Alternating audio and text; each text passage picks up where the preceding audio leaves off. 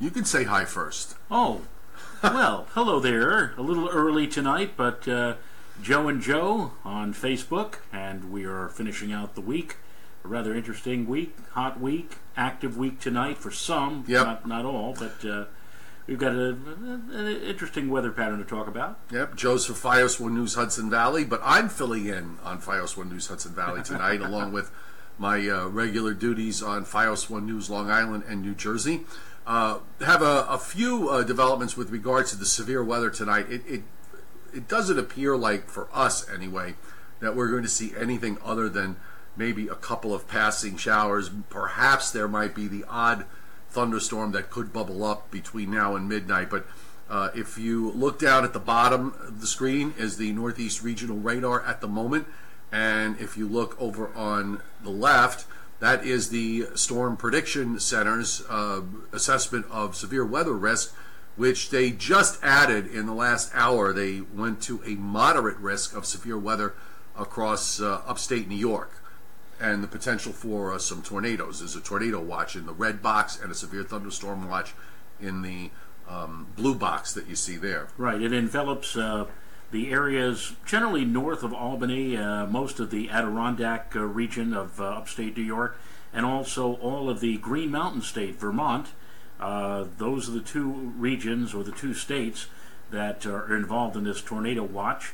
And you might say to yourself, why is it that upstate New York, of all places, under a tornado watch, and places further south, like the New York metropolitan area, does not have any watch at all? And the reason is that a lot of the atmospheric energy on this go-around, unlike yesterday, apparently is now centered up to the north of us with this approaching weather front. And you see a very significant line. That line that you see over northwestern Pennsylvania and western New York State, while it looks solid now, Joe, I was looking at some of the computer guidance models, and it suggests that a lot of that, as you just alluded to at the top of this Facebook cast, will be pretty well evaporated or will have dissipated by the time it gets into our neck of the woods, say around 11 o'clock or midnight. Yeah, I really think most of that's probably going to wind up disappearing. One of the big differences between today and yesterday is the fact that we had a lot of clouds around this morning, particularly for the northern half of New Jersey, Long Island, Hudson Valley, and Connecticut, and we didn't really get the daytime heating that we got yesterday when temperatures ran up into the low 90s. Wow, and the dew point temperature also, which was a big factor. Dew points yesterday got up to or above 60, and when it gets above 60, you can actually use the term muggy, as opposed to today where the dew points were a tad under 60, on the dry side of things. And that combined with the fact that when this weather front and this line that you see again to the west of us, when it finally reaches us, that line is being driven a lot by the heating of the sun. And once that line reaches us, the sun will have been down below the horizon for 3 or 4 hours. And without that sunshine, that line is going to start to lose its strength. And you don't have the strongest upper air disturbance in the world that's supporting this. I mean, it is strong enough that it is enhancing these strong thunderstorms, but as you said, once the sun sets, you lose the daytime heating. A lot of that energy is going to get zapped out, and certainly the lead line that is now moving across New Jersey and parts of the Hudson Valley and into western Mass, there really isn't too much with that. A couple of showers here and there. Had a pretty strong, it wasn't really that strong, but it was enough of a southerly flow.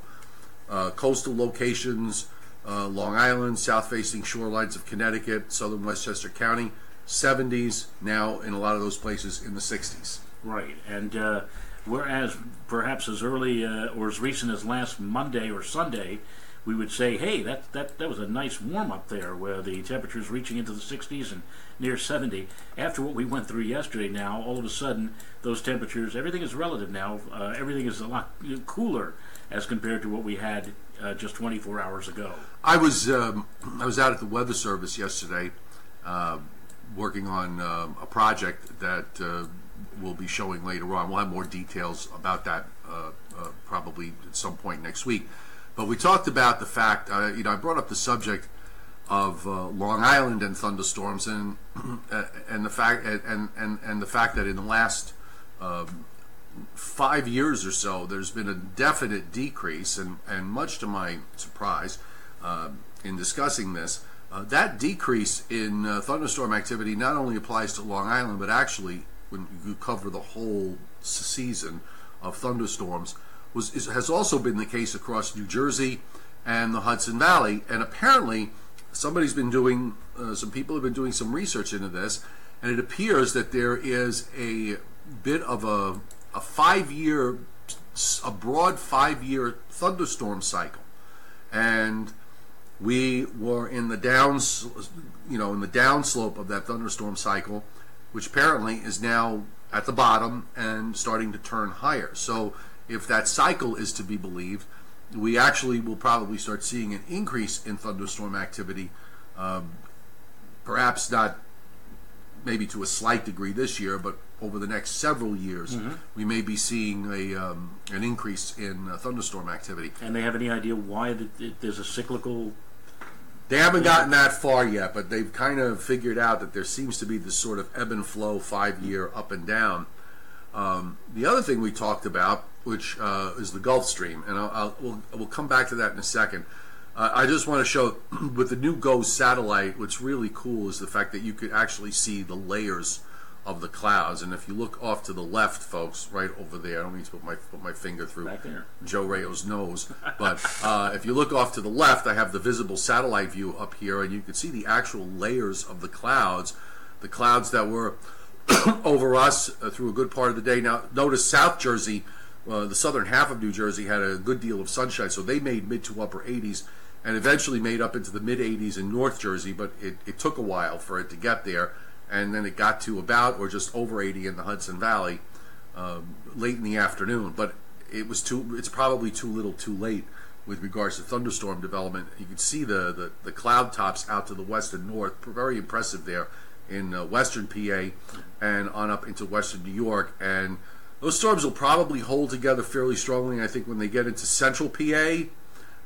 But once they start getting further east from there, toward eastern PA and western New Jersey, I think by that point we're going to start to see them, weaken considerably. I like at this particular time of day. Actually, it's another hour or so, but we get towards sunset, and especially with a wonderful new bit of technology there, the new GOES satellite, right? Probably showing us even better to see the shadows of when we have especially tall thunderheads, the shadows that fall upon the cloud tops behind. Oh yeah, this is really it's so useful, and it's going to be great during the winter hurricane season and in the winter. Winter season to see the snow where the snow is falling. Right, we had it since November, but we're just kind of getting used to it now. But yeah, it is going to be pretty cool. The weekend coming up, I sort of thought, I don't know how much of it you looked at today. I kind of saw it as a 50-50 weekend. I think Saturday will be the better of the 2 days. Now here's that GOES satellite view. I took this Atlantic view because I wanted to show this disturbed weather that's out east of Florida and the Bahamas. There's an upper level low and a weak surface low, and they're sort of interacting with each other. This is something that if we were deep into the tropical season might be something of interest, but it's really way too early at this point for development. Plus, conditions really aren't all that favorable. It's a cold weather system. It's not a warm core system here, and it just doesn't have time to make any kind of transition. But some of that moisture is going to wind up meandering its way up the coast, and you've got another weather system coming in from the west for Sunday, and I think from that's where we'll probably have clouds and maybe some patchy rain to deal with on Sunday. Right. So it looks like I'm going to be mowing the lawn tomorrow. I could mow it on Sunday, but you could say get a little wet on Sunday. No. You don't have the plan correct. The plan is you can say I'm going to mow the lawn Sunday, and then on Sunday you say, oh, gee, it's raining. I can't mow the lawn on Sunday. I can't do that because, as you are well aware, maybe some of our viewers know, Mrs. Rayo. Mrs. Rayo is also a meteorologist, and no sooner would I say something like that, she would say, oh, I thought it was going to rain on Sunday. And she actually takes a look at some of the same stuff that you and I take a look at on her little iPad. So can't pull the wool over Mrs. Rayo's eye. No. So tomorrow I will be on. Actually, I don't mow anymore. I just sit on the tractor. I sit on the tractor and just like Oh, like Eddie Albert. Eddie Albert, or even Forrest Gump. You remember that part of the movie? Yeah, but I was thinking of Green Acres, Lisa. Yeah, but you see, Eddie Albert did it in a three-piece suit. Yes, that he did. That's true. That's quite true. All right, so why don't we take a look at where we're going with all this? Let's go to the HRRR, shall we? Would you like to go to the HRRR? Okay, you can see how subdued I am, folks. It's been a long week, and I'm kind of tired. It's been a long week for me because I've had to cover for you the last 2 days. Well, that's true. And then I had to do my own project today, so it's nice that we've gotten to Friday. We've managed to get there. I agree. Yes. All right, so here's the HRRR, and this looks like it's the newest one. This is for 8 o'clock. Is that for 8 o'clock on the first one? Yeah, that's for 8 o'clock tonight. So you can see the line already by 8 o'clock is weakening if the HRRR is correct. It's holding together a bit better up in upstate New York, but it's weakening. And so the showers that are nearby also fall apart. Right. And when we move it along, goodbye, they're gone. Yep. The support just isn't there to hold these thunderstorms through during the overnight period. So I think that I pretty much am in line with that idea. These thunderstorms, as it is, have always seemed to have a tough time around here with regards to staying together at night. So as opposed to yesterday. Now, yesterday, the line or the area of thunderstorm activity, convective activity, reached us at around 6 o'clock in the evening. The sun was still up for another couple of more hours, so we had at least the sunlight, and we had, of course, the heat. It was like up around 90 most everywhere. So at least the thunderstorms had something to feed off of. But by 11 o'clock or midnight tonight, it's pretty well, the game is pretty well over for them. So now you can see on the NAM during the day on Saturday, we're mostly dry. There's some rain and some thunderstorms in the Tennessee Valley, and then you've got the moisture from that system out east of the Florida coast with a little surface low there. And then as we move into Saturday night and Sunday, some of that moisture comes up, but the coastal moisture looks like it's going to pass to the south and east. And the stuff to the west looks like it wants to pass to the north and west, so we might be just kind of in between in clouds and maybe some light rain or drizzle. At least that's the way I'm thinking here. This doesn't look to me like a big rainmaker, but it might be enough to just, in terms of quality of day, Saturday's definitely your better day. Yeah, definitely. And Sunday, in a word, you might use the word indifferent for the weather on Sunday. I mean, it's not going to be terrible, but it's going to be just enough so that, not all that great there, Marge. Yep. And by the way, on Monday, with this cold upper air system that's going to be up in eastern Canada, that's snow shower activity showing up in the Catskills, on up into the Adirondacks, probably in the higher elevations. Monday, can you imagine somebody who lives up in Monday should be a pretty cool day around here. Somebody who lives up in Saranac Lake, who right now is hearing on the radio tornado watch. And on Monday, we may look out the window and see it snowing or flurrying. I agree. I thought much of next week, for us, is going to be relatively uneventful. Maybe a shower on Monday with the cold and stable air. And by the way, it does, at least looking at the NAM, now, of course, this is all going to be elevation driven, but actually does produce some accumulating snow, I guess, in some of the elevated areas in northern New York and a pretty big patch there in north of Lake Ontario on the Canadian side. Crazy. I know, it's nuts. But I did say yesterday on all 3 5-1 zones, I said if any of you out there have next week off, you've hit probably one of the nicest weeks we've seen so far this year. Maybe, you think about it, if you look at the whole year in the overview, I mean, the weather each day next week will be about as nice as you could hope for any time of the year. So. And 90s and 80s are going to be gone from the forecast vocabulary for a little while. Right. Which I know for the general consensus to me from what I saw from comments on my own page was the fact that it was too hot too soon. Yeah. So some people like it this way, but I kind of lean with the idea of with those that think that it was too hot. Too soon. I've known a few Mays in my lifetime where we've had temperatures as hot as they were yesterday this early in the season, and you're absolutely right. You expect this kind of weather not in early May, for goodness sake, but more like late June or even July. There have been some summers where we were hard pressed to make it to 90 at all in July. that Garden of Eden summer I mentioned a few days ago, where we had hardly any real heat waves. What was the high yesterday at Central Park? Was it 93, 94? I know it was 94 over at Newark Airport, and I think it was 92, I think. And mine, I know, and the Central Park did set a record. It may have been 93, but either way, 93 or 4, it now kind of puts it on the table, the possibility that, could that wind up being the hottest temperature we see all summer? I mean, it's the chances are low that that's the case, but on the other hand, it has happened before where we've had the highest temperature for the summer season lower than the highest temperature that we had during the spring season. Well, the most outstanding example, if you've mentioned it on more than one occasion, is 1976, April 18th, Easter Sunday, 96 degrees in New York. Also the hottest temperature nationally, the only time that Central Park was the national high temperature, and yet that was also the hottest temperature all through the rest of the spring and summertime in 1976, that 96 in April. Yeah. Things. One of the other things we talked about, by the way, yesterday when I was out at the Weather Service, and this is something that we're going to look at the long, in the long term. Snow lovers might want to pay attention to this, but there have been a number of stories and reputable stuff about the Gulf Stream apparently has shut down out in the north central Atlantic.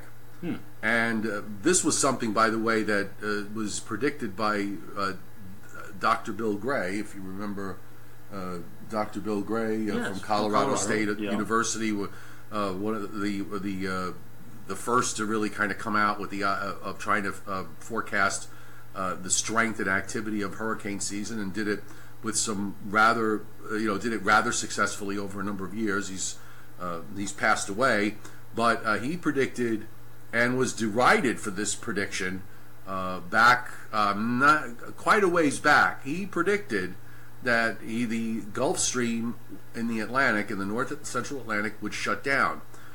He was, I believe, a few years early, but his prediction has now apparently come true, and there are implications, some rather interesting implications with this Gulf Stream shutdown. If you look at, I didn't have time to bring it up, but I was talking with Brian Fitzgerald about this yesterday, and he brought up a map of the ocean currents. And when you look at the ocean currents of the Gulf Stream, you kind of follow it up, and it's intact. But when it gets out south of Greenland, just south and east of Greenland, all of a sudden it just disappears. And the implication is that this may lead to colder winters in Western Europe, in England and Ireland. We may have seen a taste of that this year, right? And longer winters. And for the eastern U.S., it may mean that what we've seen the last couple of years, where March and April have been cold and snowy to some degree, particularly this year, that we may see more early springs like that, where winter gets extended and moves on. And another thing he brought up was the fact that they've always tried to sort of make this correlation between hurricane season and the winter that follows, and it's been very hard to find one. But one thing that may be emerging here is that hurricane seasons that run late, where you're getting storms deep into October and November, may signal back-loaded winters, as opposed to front-loaded winters. In other words, that the first part of the winter is relatively mild, and that you get your action really in the second half. Right. Our hurricane season last year pretty much shut down in mid-October, so we wound up with a front-loaded round of cold. But that's another interesting thing that we'll be looking at over the coming many months. A lot of good stuff. Okay. Well, all right. Let's give everybody one quick last check of the regional radar before we go, because it is busy. Just to keep you updated on where all the echoes are. Let me just refresh this. and get a updated image. So you can see the lineup in western New York, Joe, western Pennsylvania, still holding together here as it approaches central PA. But these storms are probably at their peak right now. You would pretty much agree with that? Yeah. And they are going to start weakening over the next few hours as they continue to move to the east. So by the time they get to central PA, they may be in a bit of a weaker state than what you see now, and certainly by the time they get into eastern Pennsylvania, they're going to be much weaker. And you've got some action in upstate New York. That'll hold together for a bit before eventually those cells too will probably start to weaken as well. So Sid Joachim, who says he wants thunderstorms, Sid, it doesn't look like you're going to get your wish. Bring that squall line due east. I want thunderstorms of wind and penny-sized hail. I don't think so tonight, Sid. And Cynthia Guignanis, I know you're worried about your mom in near Williamsport. Those cells out to the west, they're kind of strong right now, but over the next couple hours they should start to weaken. So I'm thinking that that they probably won't be severe when they approach central PA. Let me really fast just see if there's any. If we have any severe thunderstorm warnings. We actually do have some severe thunderstorm warnings that are up now. They've probably been put up preemptively for those counties in central PA, and then running up northeastward, north and west of Binghamton, including Elmira, Ithaca, Syracuse, and up through Utica. But you can see they're all going way to the north in terms of, relative to us here down the coast. Right. So maybe, on the cusp of it if you're out as far west as Williamsport. But again, for us, for here in the tri-state area, I wouldn't take the flag completely down. I would say it's pretty well down right now for any major or severe outbreak tonight. All right, so you got the night off tonight, so you can go enjoy yourself. Yeah. You're wishing. I'm going to be going to the German American Club in Putnam Valley, where tonight is Whoosh Night. It's interesting. This club, they have the normal bunch of people who come every month. My wife is one of the directors. Maybe 15 or 20 people who come to a meeting. But the one meeting that draws everybody, and there's probably over 100 people in the club, is Whoosh Night, because the food is free. You just have to be a member, and you can sample all this different type of whoosh. And so I will be there tonight. And today, in honor of Cinco de Mayo tomorrow, management here at the television station, we usually have a pizza day every other week on a Friday. Today was not pizza. Today was Mexican food day. Right, it was good, and the new stuff's coming in at 7 o'clock. So my stomach is saying, "What are you doing to me? Mexican food. Now I'm going to put German food on top of that." So. Do me a favor. Keep your eye on the leftovers. Take a sack with you, and then bring some in. Oh, if you'd like, I'll try to do that. Please, by all means. Yes. I never say no. Okay. All right, folks. Have a great evening. I'm on Hudson Valley, Long Island, and New Jersey tonight with FiOS 1 News coming up at the top of the hour, so be sure to tune in. I will try myself. Okay. Yes.